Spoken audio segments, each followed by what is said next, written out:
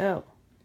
Every day, speakers, politicians, and advertisers use fallacies to persuade you to do and think the way they want you to. A mistaken belief based on an unsound argument is known as a fallacy.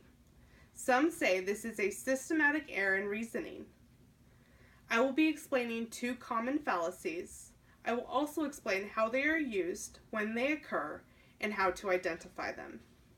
Hello and good evening. I am Nicole Fusen, and I will be explaining the two fallacies known as equivocation and appeal to ignorance, how they are used, when they occur, and how to identify these common fallacies. First, what is equivocation? Equivocation is switching the meaning of a term that occurs twice during one reasoning, or one word that can be taken two ways. It can also be called two different things by the same name. The first tip to identify equivocation as being used is to substitute the word with the same definition and see if it makes sense. For example, noisy children are a real headache. 2 aspirin make your headache go away. Therefore, 2 aspirin make 2 noisy children go away. According to the Khan Academy, the fallacy of equivocation occurs when the same term is used with different meanings in an argument. So when a term or a phrase in an argument is used in an ambiguous way, or there is an uncertainty of the word's meaning or multiple meanings, this is equivocation.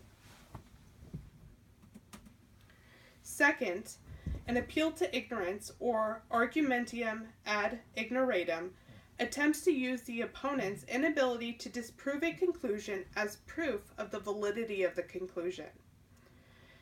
So, if you can't prove me wrong, I must be right.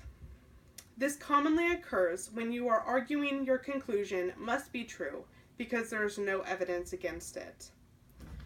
This often happens when there is insufficient research done, and there is an insufficient amount of information to either prove or disprove your argument. The Internet Encyclopedia of Philosophy states that the appeal to ignorance fallacy comes in two forms.